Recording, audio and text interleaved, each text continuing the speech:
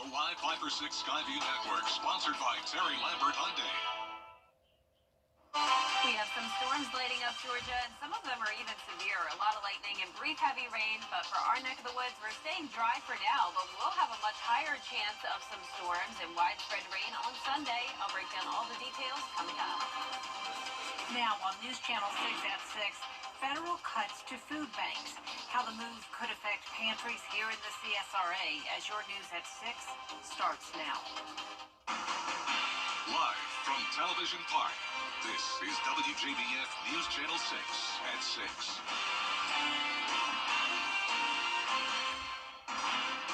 Good evening, everyone. I'm Jenny Montgomery. Thank you for joining us.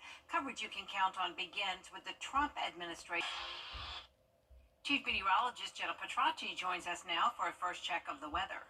Well, it's a dry Thursday evening and still very warm out there. Now, I am tracking some storms just to our west and to the south of us, but here in the CSRA, we are bone dry. We had one isolated storm come through Hancock County, and then it faded away, and a lot of these storms along I-20 are also faded away. These are over towards Atlanta and up towards Gainesville. Definitely nothing too significant here, and for the most part, it's a nice sunny day, but we do have the hazy sunshine, you could say, along with some cloud cover, a lot of pollen today, and that's a look at our Terry Lambert Hyundai Skyview cam from Wellstar MCG Health. Now, finally, this morning, our low temperatures were back on track with around average.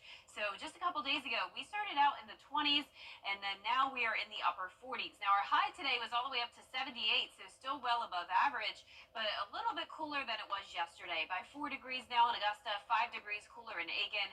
Those clouds limiting our temperatures a bit, but you can see pretty consistent all across the area, around 73 to 75 degrees. 75 in Sandersville now, 74 in Gibson. Aiken, you're at 73, and 75 in Lincolnton. Winds are coming out of the southwest. It's been a bit breezy, seeing those sustained winds between 5 to 10 miles per hour. And we have had a couple severe thunderstorm warnings down in Georgia. Now there's just a couple over near Alabama, but all of this activity will not be impacting us. So the chance of severe weather is remaining to our south tonight. At the most, we'll see a stray shower come through, maybe some brief lightning tonight, but we're actually going to become mostly clear by 9 o'clock, and temperatures will go down into the low 60s. Now, mostly dry conditions Friday and Saturday as well, but then on Sunday, a much higher chance of rain, along with that severe weather potential. I'll have the latest on your Futurecast coming up, but back to you, Jenny. All right. Thanks, Jenna. It's been almost 6 months since Hurricane Helene hit the CSRA.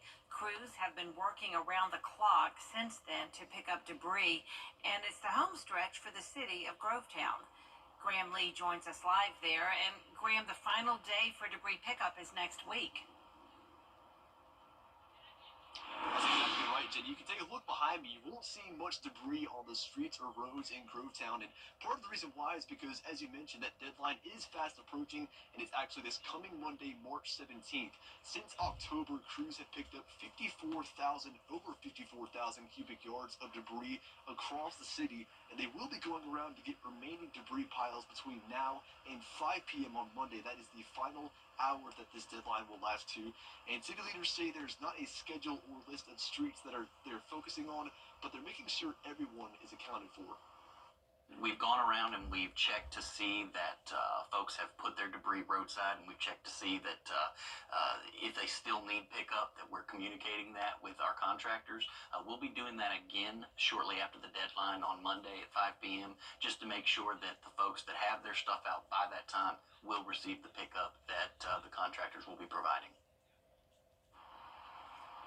So Johnson is also reminding the community that only vegetative debris is what residents should be putting on their curbside.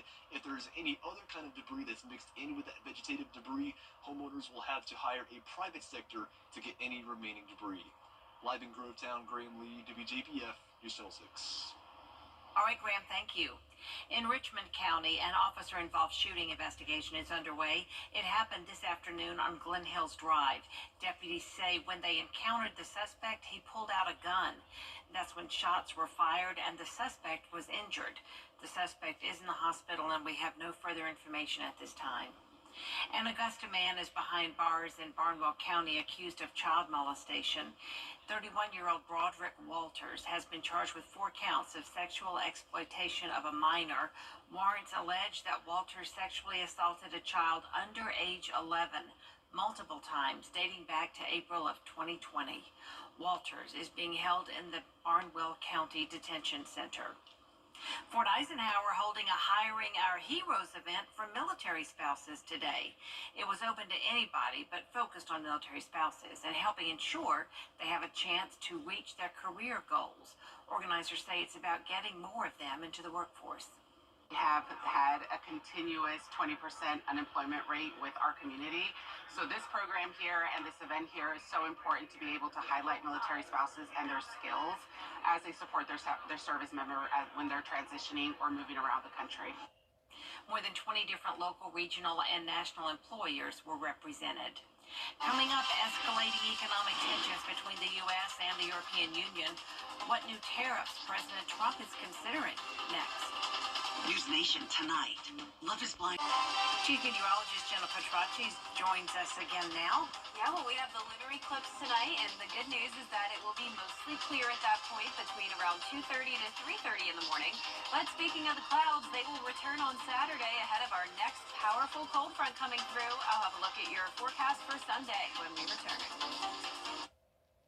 Accidents can happen at For years, thousands of people have gotten their hands on one. And who knows, you could be next. Win your very own Good Morning Augusta coffee mug at WJBF.com/coffee club. Sponsored by Honda Cars of Aiken. Accidents happen when you least expect them. When you're right, see it. The Live Viper 6 Skyview Network, sponsored by Terry Lambert Hyundai. The Live Viper 6 mobile app. Download it today. Now, your most accurate forecast with WJBF Live Viper 6. Welcome back and happy Friday Eve. I hope you're enjoying all the nice warm weather this week. It sure did start out differently though. On Monday we had highs in the 40s, but the rest of this week our highs have been in the mid 70s through low 80s. We've had some periods of sunshine today, but notice it is looking pretty cloudy here. And we also have the haze to the sky, and that's due to all the pollen flying around. So this is our Terry Lambert Hyundai Skyview cam looking over the river. 74 degrees, feeling like 77, a southwest wind of 8 miles per hour. Humidity still low at 35%.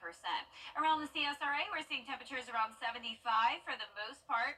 And once the sun sets, we'll drop into the 60s. Now, our satellite and radar is showing just the clouds for us here in the CSRA. We have all that dry air in place, so all the storms that have been trying to move through are just really not making it. That higher chance of severe weather is down to our south and west around Albany and then over towards the corner of Alabama as well. That's where we have some active severe thunderstorm warnings happening now. And then this is the cold front that everyone's talking about that's coming in on Sunday. That'll also impact parts of the deep south on Saturday, and we'll get into that in a moment. But in the meantime, tonight it's possible we could still see some brief stray showers in our far southwestern counties, but for the most part it will be dry. And like I mentioned before the break, we're actually seeing mostly clear skies once we get to the 2 o'clock hour, and even this I think is pretty overdone.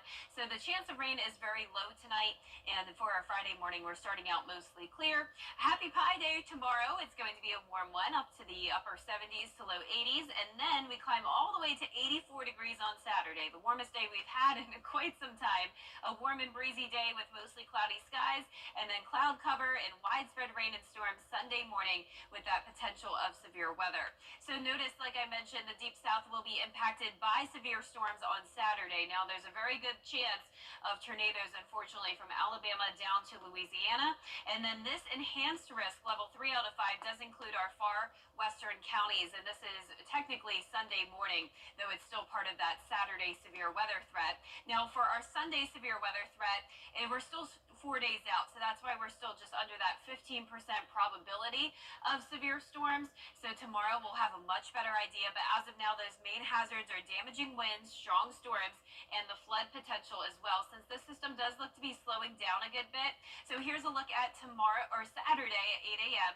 For us, it's just going to be mostly cloudy. We'll have those strong winds coming in, gusting up to around 30 miles per hour, and then this is going to be a very strong line of storms moving in across Alabama around 8 p.m. p.m. on Saturday. And then notice it breaks apart a lot by the time it gets towards the CSRA. So even though it's looking really bad out to the west of us, keep in mind that doesn't mean it's going to be nearly the same situation for us.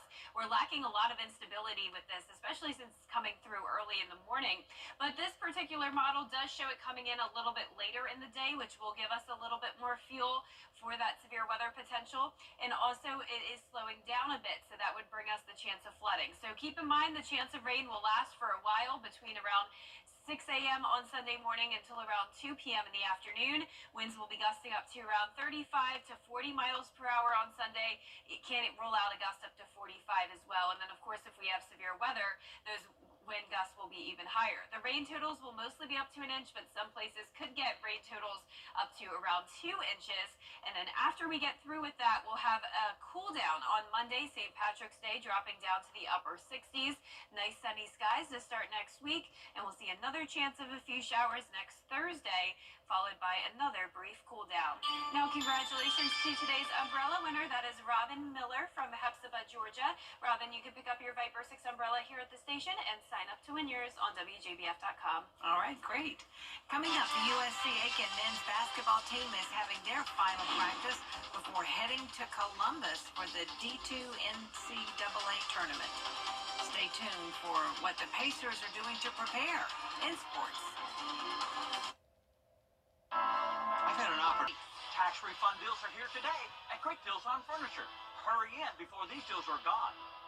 Kick off your Saturday mornings with the most trusted team in local sports. Review all of the weekend action and recap all of the big plays with Gianna Cephalou and Gabriel Stovall on 6 Sports Saturday, Saturday mornings at 9:30 on News Channel 6. The News Channel 6 mobile app is now even better. Download it today. Weather headlines on News Channel 6, brought to you by Hickson Roofing. Weather headlines on News Channel 6, brought to you by Hickson Roofing. Now, WJBF sports coverage you can count on. The USC Aiken men's basketball team is getting their final preparations in before heading to Columbus for the NCAA tournament game against Catawba. And Gabriel Stovall is live at USC Aiken. And Gabriel, what can you tell us about how these players are feeling before the game? That's right, Gianna. Listen, I'm standing here in the Aiken Convocation Center. It looks nice and quiet and subdued right now, but just a couple of hours ago, this place was bustling with activity, workouts, practices. Coach Mark Vanderslice barking directions at his players, and I'm telling you, the number 24 ranked USC Aiken Pacers are locked in. They are getting ready for Saturday as they take on Catawba in the first round of the NCAA Division II tournament, and they're going back to Columbus where they just won the Peach Belt Conference Tournament Championship just a week ago, and I got the chance to talk with both Coach Vanderslice and with Jalen McCoy earlier today, and they are confident, they're excited, they are not just going there to show up, but they are talking about, hey, let's get 3 wins and come back and have another kind of a press conference, another kind of media day.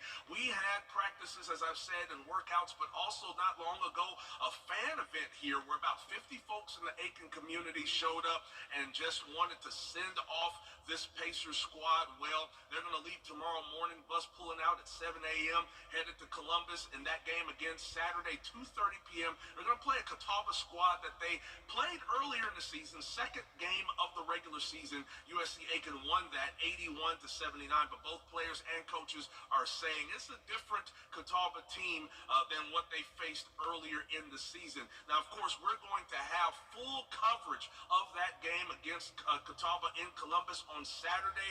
We're going to have that coverage, and we're going to make sure that everybody is stayed in tune with USC Aiken's quest for a national championship. But for now, Gianna, I'm going to toss it back to you in the studio. That's it for me here in Aiken. All right, Gabriel, thank you. And while the Georgia Tech Yellow Jackets fell to Duke in the ACC tournament, the Clemson Tigers, they're gearing up for their ACC quarterfinals game against SMU tonight at 9:30. The Tigers earned the 3 seed in the tournament, meaning they got a first and second round bye. The Tigers are seeking their first ACC title in school history. Now, in order to do that, they'll have to get through SMU first, who has a 23-9 overall record this season. The Tigers have won a program record 26 games during the regular season, winning 15 of its first 18 conference wins by double-digit margins. Because you have some older guys and you have multiple weapons, I think certainly makes it more challenging for opponents. And having older guys that are unselfish and share the ball, and a bunch of different guys that can score, whether it's from the 3 or maybe at the basket, makes us a little bit tougher to match up that way. The winner moves on to the semifinals on Friday, 9:30 p.m. on ESPN2. And the annual Valspar Augusta Women's Golf Invitational kicking off practice rounds on Friday. Then the tournament begins Saturday morning at the Forest Hills Golf Club. The field includes 13 colleges. Now, during the summer of 2024, the greens were resurfaced, allowing for smoother putting surfaces. The third round of the tournament runs through Sunday with an 8 a.m. shotgun start. It's always a nice perk to host a home event. We play here all the time, so the girls are very comfortable. So we're very excited to host the 12 other teams here, and we look forward to competing and playing well. We're we're a very young team. We've had some ups and downs this year, but we're kind of trending in the right direction with our growth, our progress. So it's going to be nice to, see what we can show off here at our home event. All right. Sounds like a fun time. We'll be right back. Thank you.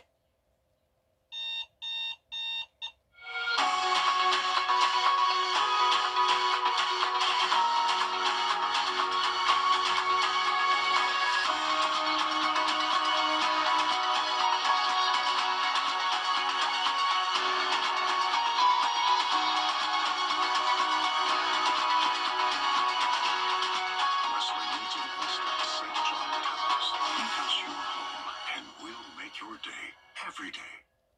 Great news, Augusta. Weinberger's Furniture and Weinberger's Interiors Market have come together, and that means a huge merging sale just for you. One incredible store, one massive selection. Love classic, modern, eclectic, whatever your style, find it now at prices too good to last. But hurry, once it's gone, it's gone. The Weinberger's merging sale happening now. Visit Weinberger's Furniture and see the new selection, all at the main location on Riverwatch Parkway. If you're looking for rough, tough, and unstoppable law firm,